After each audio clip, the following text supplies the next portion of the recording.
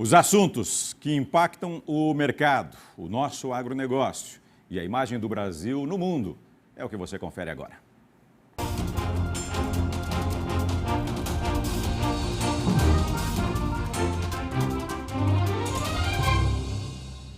Já está aqui conosco, ao vivo como sempre, Alessandro Bianchi, hoje não de Nova York, mas sim de Paris, a capital francesa. Alessandro, um bom dia para você. Deve ser boa tarde já aí, né? Na verdade, fala pra gente, aqui são 7h28. E que local exatamente você está? Bom dia, Márcio. Bom dia, Daiane.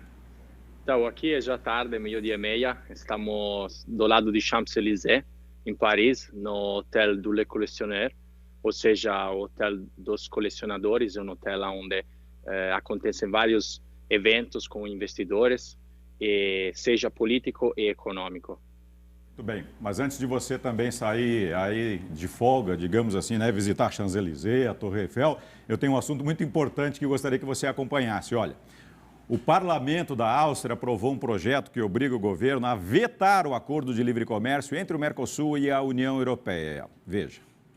Um dos argumentos usados na discussão da medida foi a pauta ambiental. A polêmica com os incêndios na Amazônia gerou críticas da comunidade internacional contra a política do governo brasileiro para o meio ambiente.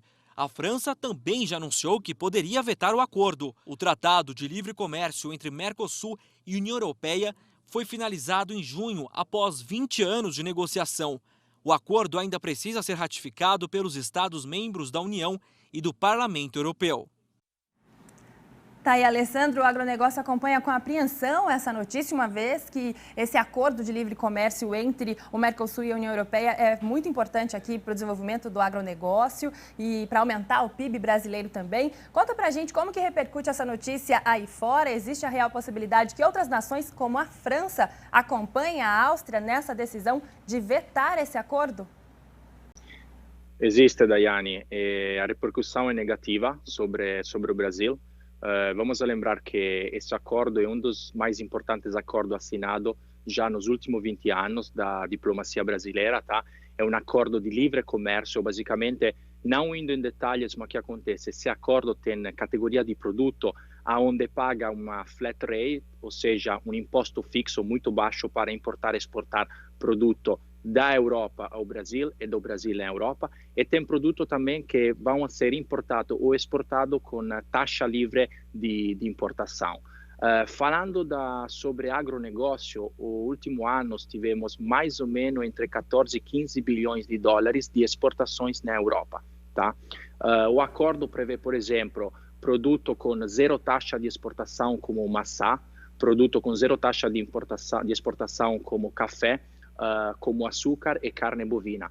Então, assim, isso influi negativamente sobre a economia brasileira e também sobre a economia europeia.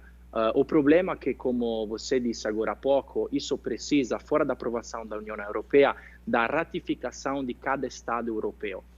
Os ambientalistas, a Áustria é um país socialista, então são contra essa decisão. Basicamente, são contra a política de Bolsonaro, e sabemos também que o Macron, o presidente da França, e Bolsonaro não se dão bem. Inclusive, tive um debate que desgastou o relacionamento bilateral entre Brasil e França no último G7 que aconteceu aqui na França.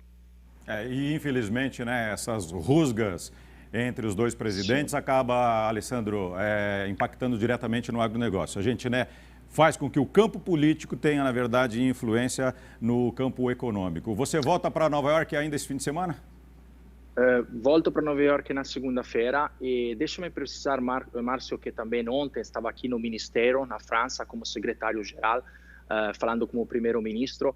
E o problema também, falando aqui na França, o Macron é considerado o último internacionalista da União Europeia, é um defensor da União Europeia, é um defensor do Acordo do Clima de Paris, então está instrumentalizando todas a movimentação política, inclusive está instrumentalizando a queimada da Amazônia, e ele sabemos que é 100% contra o Bolsonaro. Então, provavelmente,